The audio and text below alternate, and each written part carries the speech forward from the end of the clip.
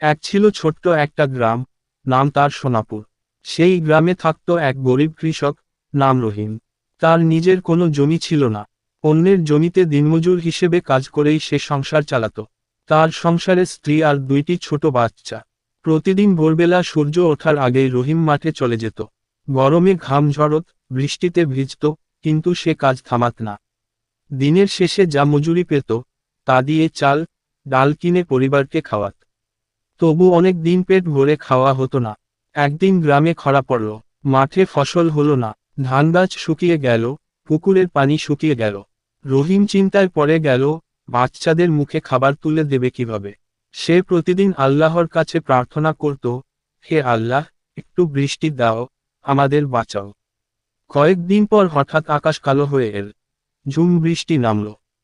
ফসল আবার সবুজ হলো, মাঠে হাসি ফিরে এল। রহিম পরিশ্রম করে ফসল ফলাল। মৌসুম শেষে সে ধান বিক্রি করে কিছু টাকা জমাল। সেই টাকায় সে নিজের ছোট্ট এক টুকরো জমি কিনে নিল। এরপর থেকে রহিম অন্যের জমিতে নয়, নিজের জমিতে কাজ করতে লাগল।